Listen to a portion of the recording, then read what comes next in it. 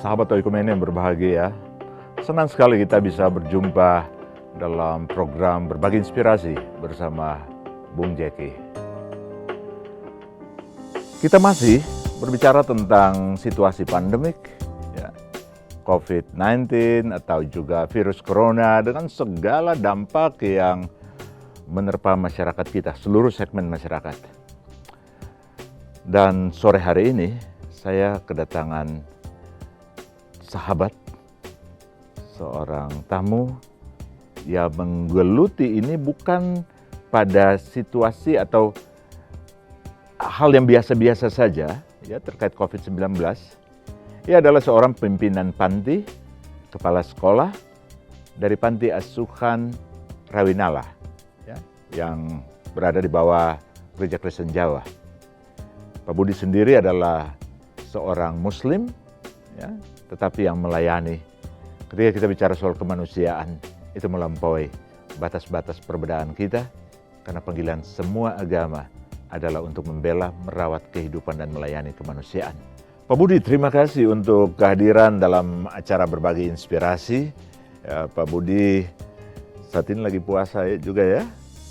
Pak Budi menjadi kepala sekolah sekaligus Kepala panti dari Panti Asuhan Rawinala ya, yang didirikan oleh Gereja Kristen Jawa. Ini memang sebuah perjumpaan yang luar biasa pada level kemanusiaan. Ya, mana panggilan agama-agama selalu kita yakini untuk membela dan merawat kemanusiaan, dan Pak Budi melakukannya. Tapi kita kaget sekali ketika mendengar bahwa anak-anak Panti Rawinala tersambar COVID, ya, bahkan para pendamping juga tersambar COVID. Dan ini tentu bukan situasi yang gampang, apalagi ini anak-anak dengan kebutuhan ganda ya, atau dibilang tuna ganda. Ya, ini Pak Budi bisa cerita sedikit tentang panti ini ya, Panti Rawinala ini seperti apa, programnya bagaimana manajemennya. Ya. Baik, terima kasih Bung atas kesempatannya. Ya, perlu kami sampaikan bahwa Rawinala memang benar didirikan oleh Gereja Kristen Jawa Jakarta mungkin dari tahun 1973. Nah, Rawinala sendiri adalah mendidik dan melayani anak-anak yang mempunyai berkebutuhan khusus ganda. Jadi setiap anak mempunyai hambatan lebih dari satu. Sebentar Pak Budi. Ya. Rawinala artinya apa sih? Rawinala itu dari bahasa Sangsekerta. Rawi itu adalah cahaya, nala itu adalah hati. Artinya adalah hati yang bercahaya. Karena anak-anak kami yang tidak bisa melihat ya. Jadi ganda kami adalah yang ganda kami yang utama adalah netra. Netra plus tunarungu, netra plus hambatan intelektual, netra plus komunikasi. Bahkan ada juga satu anak yang mempunyai hambatan lebih dari 3. Jadi sudah tidak bisa melihat, tidak bisa mendengar, hambatan berkomunikasi, hambatan intelektual plus fisik juga. Oke. Katanya bukan panti saja, ada sekolah. Ya, programnya kami apa saja? Programnya yang pertama berbasiskan institusi, kami melayani anak-anak yang sekolah. Jadi sekolah itu dari jam 7:30 sampai jam 1. Kemudian melayani juga yang di panti. Di panti saat ini ada 30 anak, 12 diantaranya adalah yatim piatu tidak punya keluarga. Kemudian melayani yang dalam komunitas atau rehabilitasi yang bersumber dari masyarakat. Oh, artinya, jadi ada yang datang, ya, tapi juga Rawinala keluar. Jadi kita lebih menjangkau melayani anak-anak yang ada di lingkungan masyarakat yang tidak terjangkau secara pelayanan pendidikan. Yang paling jauh di wilayah mana yang dilayani? Berapa kilo dari panti? Kalau yang di luar lembaga ini, kita sementara ini kita baru di wilayah lingkungan Keramat Jati saja. Tetapi kalau yang tinggal di asrama itu wilayah Jabodetabek. Bahkan ada anak kami yang awalnya dari Manado, ada dari Surabaya, ada, karena nggak punya orang tua, ya sepenuhnya itu menjadi tanggung jawab kita. Jadi ada yang kehilangan orang tua yang tinggal di panti, ada yang dititipkan oleh keluarga. Ya. Berapa pendamping yang? Pendamping secara untuk mendampingi asrama itu ada 15 orang, kemudian guru ada 24, plus asisten, kemudian tenaga pendukung seluruhnya kurang lebih ada 68. Termasuk bagian cleaning service, driver, tukang cuci dan sebagainya. Dan untuk menjalankan pendidikan dan pendampingan ini menggunakan kurikulum khusus, Pak? Iya, kurikulumnya kami desain sendiri, Pak. Karena bagaimanapun kan anak-anak yang berkebutuhan ganda tidak bisa seperti anak-anak yang lainnya. Jadi kami lebih dengan mengakomodir kebutuhan peserta didik secara individu. Pengembangannya adalah kurikulum fungsional. Jadi kegiatan sehari-hari yang kita kembangkan sebagai proses pembelajaran secara terus-menerus. Jadi fungsional. Pak Budi sudah berapa lama melayani di Rawinala? Ya, kurang lebih saya udah 30 tahun. Wow. Ya, 30 tahun bersama anak-anak ini memang proses yang sangat menyenangkan, kita bisa berproses bersama anak-anak ini. Mulai sebagai pendamping? Iya, mulai saya dari pekerja sosial, kemudian pekerja sosial, terus kemudian sebagai kepala sekolah, dan saat ini juga sebagai kepala panti juga. Apa skill khusus, kapasitas yang harus dimiliki seseorang untuk mendampingi anak-anak ini? Yang jelas modal utama adalah hati. Karena anak-anak ini sentuhannya adalah sentuhan melalui hati. Itu yang utama. Kesabaran itu juga harus menjadi modal buat kita semua. Hati itu yang utama. Rawinala, sahabat Oikumene, cahaya hati. Hati yang bercahaya. Sekalipun cahaya mata secara fisik tidak bisa terpancar, tapi cahaya hati, dan itu merupakan sebuah kekuatan secara spiritual, itu bisa menjangkau siapa saja, baik dekat maupun jauh. Kita kembali lagi dalam segmen berikut bersama Pak Budi.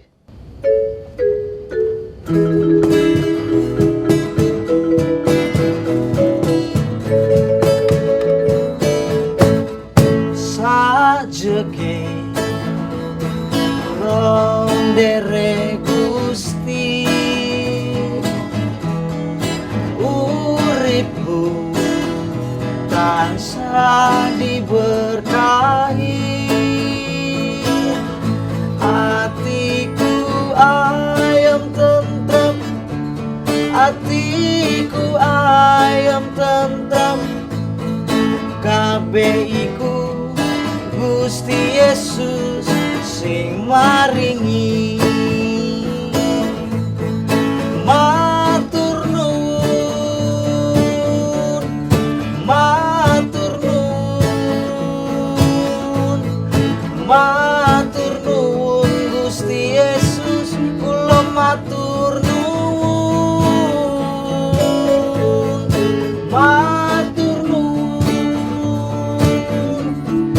matur nuwun,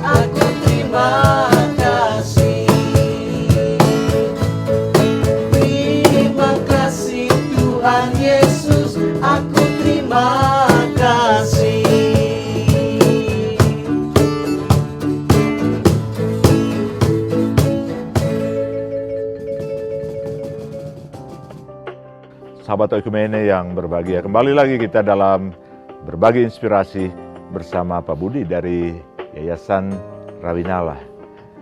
Pak Budi, beberapa waktu lalu kami sangat terkejut ketika mendapat berita ya, bahwa anak-anak panti Rawinala tersambar COVID-19. Kita bisa membayangkan bagaimana anak-anak yang berkebutuhan ganda atau juga dibilang tunaganda yang butuh perawatan dengan sentuhan-sentuhan langsung bisa tersambar COVID dan bagaimana mengelolanya. Tentu ini bukan hal yang mudah. Ya, betul Bung Jack.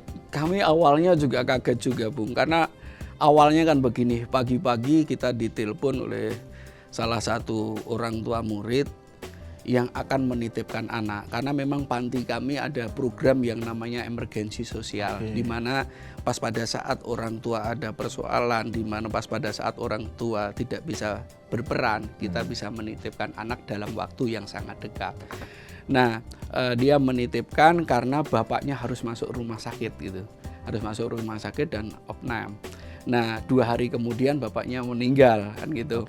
Nah, setelah kena COVID kena COVID itu. Nah, setelah kami tahu kena COVID itu, kemudian kami diskusi sama ibunya untuk bisa isolasi mandiri di rumah, karena kami melihat bahwa ada anak-anak yang di asrama.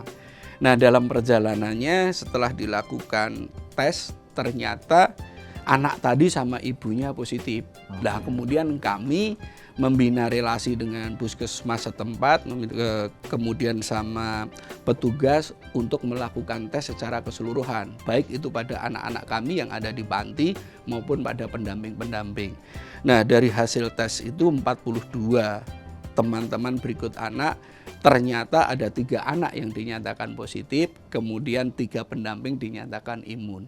Nah, saat itu kami memang bingung, karena kami tidak punya tenaga medis, kemudian anak-anak kami kemandiriannya sangat terbatas, mau nggak mau, suka nggak suka dari sisi kemanusiaan, kami harus merawat itu. Nah, akhirnya kami sepakat dengan teman-teman, kebetulan teman-teman punya motivasi yang kuat bagaimana harus merawat itu, kami selalu kerjasama dengan rumah sakit untuk pemeriksaannya. Nah, persoalannya adalah kami tidak punya APD dan sebagainya, karena memang kalau dikatakan siap atau nggak siap, kami nggak siap, tapi kami harus memutuskan untuk menangani anak-anak itu. Nah, kebetulan kami punya relasi-relasi yang bisa membantu pemerhati-pemerhati, ya sudah kami share itulah kesulitan-kesulitan kami, kendala-kendala kami dengan APD, terus kemudian dengan tenaga pendamping dan sebagainya. Tapi saya dengar sempat dibawa ke Wisma Atlet waktu itu. Iya, yang saya bawa ke Wisma Atlet itu bagi pendamping gurunya, pendamping-pendampingnya itu. Bukan anak-anak? Iya, yang anak-anak berdasarkan komunikasi memang ada kriteria tersendiri di Wisma Atlet bahwa yang bisa diterima di sana adalah memiliki kemandirian.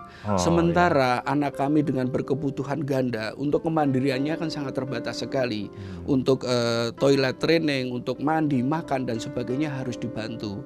Nah, apabila itu dengan pendamping lain membutuhkan proses adaptasi yang cukup panjang.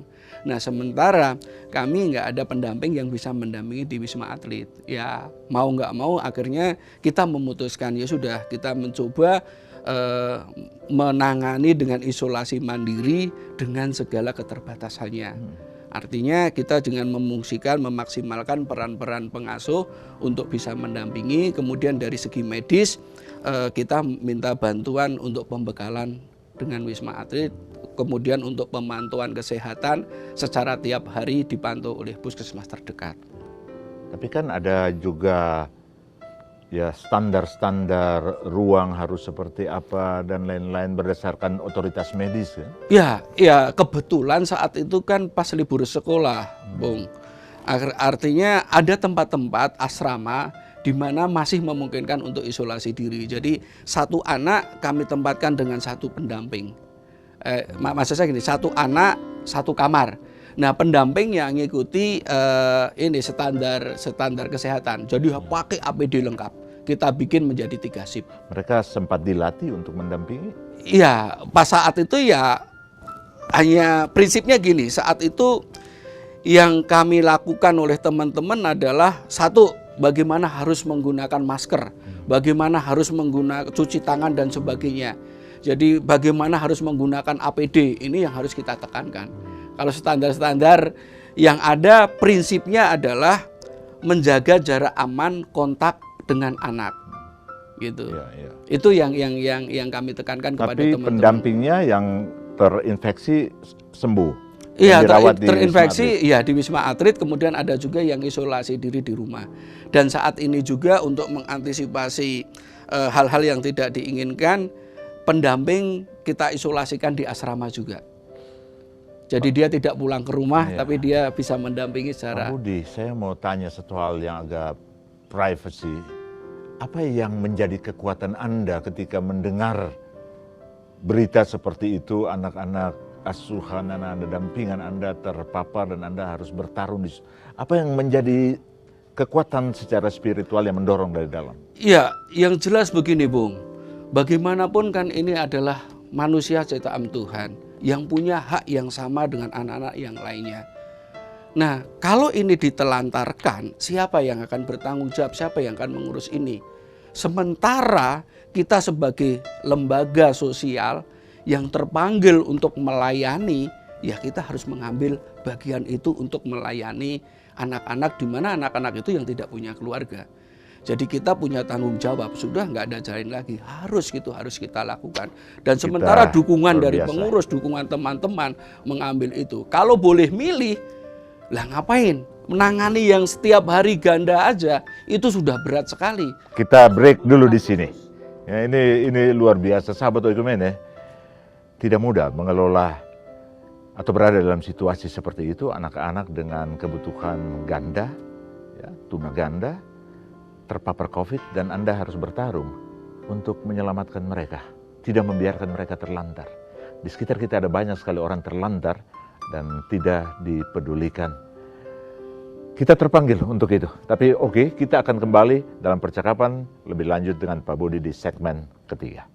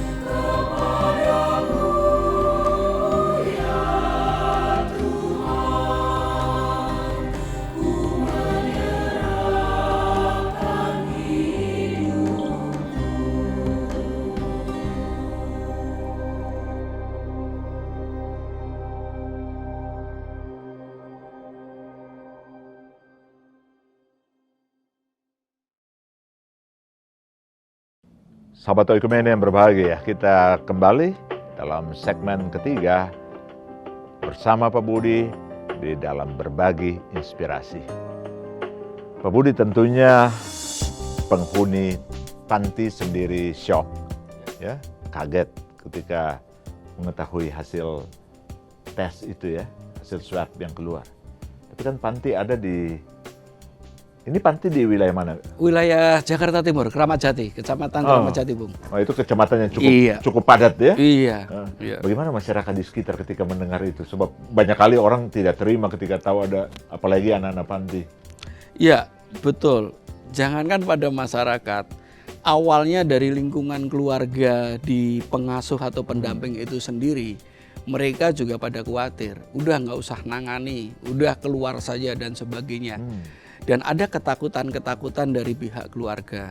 Apalagi di lingkungan masyarakat yang teman-teman pada ngontrak di lingkungan sana. Awalnya masyarakat juga pada ketakutan, cenderung untuk mengucilkan. Setiap karyawan kami, pendamping kami pulang, dia menghindar, kemudian tutup pintu. Sampai cerita, saya cukup stres Pak Budi, libur 2 hari saya nggak bisa kemana-mana, saya harus di rumah. Karena semua orang liatin saya, menjauh ke saya, membicarakan, mencibir dan sebagainya. Padahal itu jelas teman-teman itu sudah hasil rapidnya memang sudah negatif juga. Namun ya pandangan penerimaan masyarakat masih pada ketakutan. Dan benar-benar boro-boro untuk diskusi ngobrol. Tapi justru pada menjauh, bukan untuk memberikan dukungan, tapi justru mengkucilkan, menjauh. Mungkin itu juga karena pemahaman-pemahaman masyarakat yang masih awam terhadap hal itu. Kan memang kami sadari juga untuk sosialisasi tentang penyakit ini ke masyarakat kan memang sangat terbatas. Lalu apa yang dilakukan untuk meyakini? Ya, yang dilakukan saya terus terang kerjasama dengan RT RW. Kami menyangka, bahkan kami sempat datang ke salah satu kontrakannya, kami memberikan penjelasan, nggak usah khawatir dengan karyawan kami. Karyawan kami walaupun dia ODP, tetapi dia selalu tahu diri dan menjaga kebersihan. Justru yang saya khawatirkan adalah di lingkungan Bapak Ibu semua yang belum tes rapid. Jadi saya malah lebih ragu dengan Bapak Ibu semua. Kalau karyawan kami udah ketahuan ini negatif. Bahkan saya bilang kalau ada apa-apa di lingkungan ini, kami yang akan tanggung jawab kalau memang terjadi karena penularan dari karyawan kami. Akhirnya masyarakat mendukung. Iya, melalui sebuah proses. Akhirnya juga sampai ada yang minta maaf, kemudian ada yang nangis juga. Iya Pak, karena memang saya takut, memang ini. Memang ada pemahaman-pemahaman yang masih keliru, stigma-stigma yang masih negatif. Itu benar-benar terjadi di dalam lingkungan, termasuk dalam keluarga pun. Saat itu kami juga sempat shock juga. Akhirnya pas pada saat dengar 2 anak yang positif, aduh saya nggak mau piket. Nah, terus gimana nih dengan anak kita? Teman-teman kita kuatkan kembali. Jadi kami tetap membantu sosialisasi. Jadi penguatan kepada pendamping juga kami lakukan. Advokasi, edukasi ke masyarakat juga kami melakukan itu, Bung. Sekarang mereka masih positif? Yang Wisma Atlet sudah mulai membaik, sudah pada pulang. Oh ini yang ya, pendamping tinggal satu, ya, yang pendamping. Yang anak-anak masih positif, tinggal nanti nunggu hasil swab yang kedua. Mungkin hari Senin kalau enggak itu hasil yang keduanya sudah bisa diketahui. Pak Budi, ini soal dukungan publik dan berbagai stakeholder terkait dalam situasi ini memang menjadi sesuatu yang sangat signifikan kita perlukan, ya. Apa harapan Pak Budi untuk masyarakat secara menyeluruh? Secara menyeluruh yang jelas janganlah masyarakat mengucilkan, tetapi bagaimana kita bisa membangun persepsi, andai kata saya jadi dia, bagaimana perasaannya? Kalau memang sekiranya tidak bisa membantu, tidak bisa berkontribusi, ya sudah nggak usah bahasanya nyinyir gitu loh.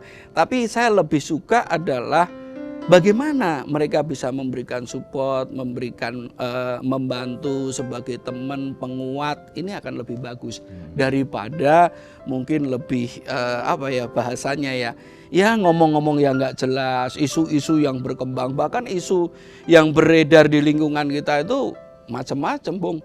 katanya ada 3 satpam yang meninggal, kepala sekolahnya meninggal dan sebagainya. Itu benar-benar terjadi seperti itu. Luar biasa, Anda bisa luar biasa berita-berita itu yang luar biasa. Ya bahkan sehari itu kami bisa harus membalas beberapa WA, nerima telepon. Bahkan ada yang nanya, Pak Budi emangnya benar Rawi Nala? Iya. Terus apa yang ingin Bapak bantu? Saya langsung bilang begitu. Kalau dari pemerintah apa yang diharapkan Pak Budi? Ya kami sih pinginnya begini ya, karena memang apalagi ini anak-anak yang spesial ganda ya, kerjasama dengan pemerintah, bentuk-bentuk dukungan terhadap pemerintah ini tetap berkelanjutan terus-menerus. Memang pas pada saat kejadian ini luar biasa perhatiannya, bentuk dukungannya, bentuk bantuannya. Tapi kan sebuah harapan boleh juga dong, tidak hanya pas pada saat ada masalah saja. Kinerja sinergi bekerja sama ini bisa berlanjut terus sehingga nanti kalau ada katakanlah COVID di tempat-tempat lain yang kaitan dengan anak ganda, minimal sudah punya sistem yang bisa kita bagikan. Terima kasih Pak Budi. Begitu, ini kisah inspirasi yang sangat luar biasa, dan saya berharap kita betul-betul digerakkan untuk melihat nilai dan kesediaan memberi diri di tengah situasi seperti ini, seperti yang dicontohkan oleh teman-teman di Rawi Nala dengan Pak Budi. Pak Budi, terima kasih untuk hadir dan bercakap-cakap, berbagi. Ya. Kami titip doa dan dukungan. Siap. Kita berharap masyarakat juga mendukung teman-teman, terutama anak-anak yang masih positif untuk segera bisa mencapai kesembuhan, dan semoga Allah memberkati, meridhoi seluruh pengabdian Pak Budi. Amin. Selamat melanjutkan puasa. Amin. Terima kasih. Terima kasih Bu. Mudah-mudahan ini bisa bermanfaat. Terima kasih. Pasti dan sangat bermanfaat. Sahabat Ekumenis yang berbahagia, supporting community, komunitas pendukung dalam situasi seperti ini adalah sesuatu yang sangat luar biasa dibutuhkan. Tapi dukungan tidak akan datang kalau literasi dan edukasi terhadap COVID-19 juga tidak merata sampai di bawah. Banyak orang mau membantu, tapi mereka dihentikan oleh ketakutan dan kekhawatiran. Karena itu, bagi kita yang paham, mari kita menyumbang, kita mendukung, kita membantu seluruh upaya penanggulangan COVID-19 dengan mengembangkan literasi dan edukasi. Pak Budi dengan teman-teman di Yayasan atau Panti Asuhan Rawi Nala telah melakukannya, dan kita berikan dukungan, support bagi mereka. Tuhan memberkati seluruh kerjasama kita, dan kita akan jumpa dalam episode berbagi inspirasi berikutnya. Shalom.